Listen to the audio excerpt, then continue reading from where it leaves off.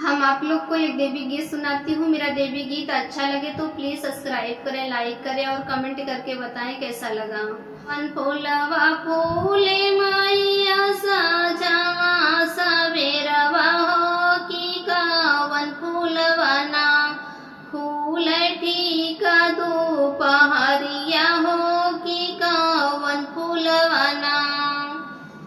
कावन फूलवा फूले मैया सजावा सबेरवा हो की कावन फूलवा ना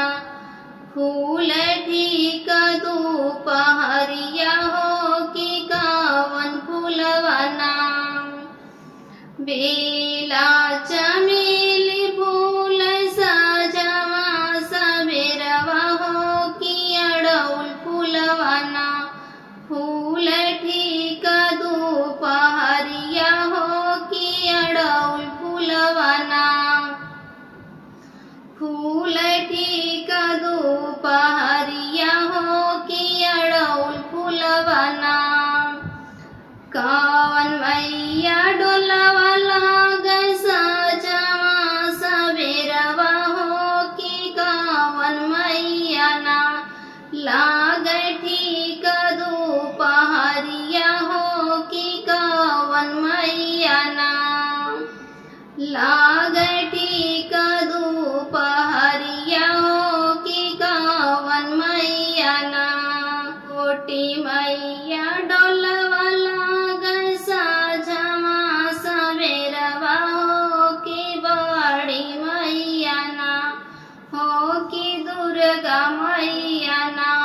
लागल ठीक दोपहरिया हो की दुर्गा मैया ना लागल ठीक दोपहरिया हो की दुर्गा मैया ना कावन मैया डोलवा लागल लाल पियर हरवा हो कावना मैया ना लागल मखमल का ओ हरवा हो कावना मैया ना लागल मखमल का ओ हरवा हो कावना मैया ना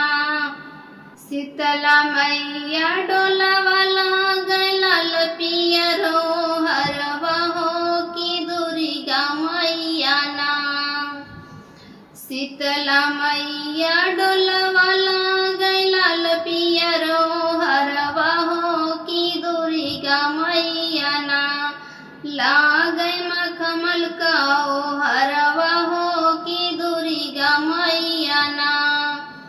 लागल मखमल के ओ हरवा हो की दुर्गा मैया ना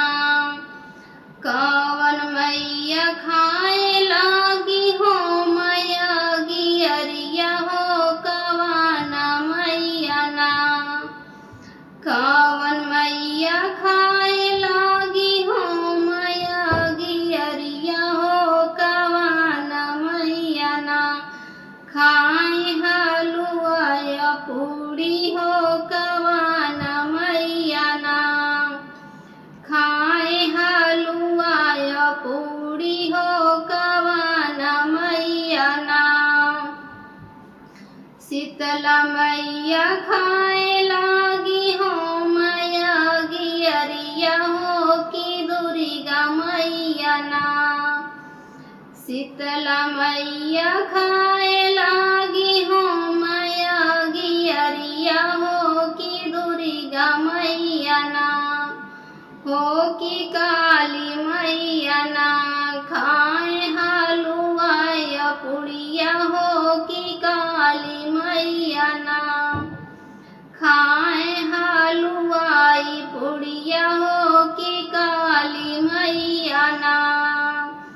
कावन फूलवा फूल मैया सजावा सवेरवा हो की कावन फूलवा ना फूल ठीक दोपहरिया हो की कावन फूलवा ना फूल ठीक दोपहरिया हो की कावन फूलवा ना मेरा मेरा देवी गीत अच्छा लगा हो तो प्लीज़ सब्सक्राइब करें, लाइक करें और कमेंट करके बताएं कैसा लगा।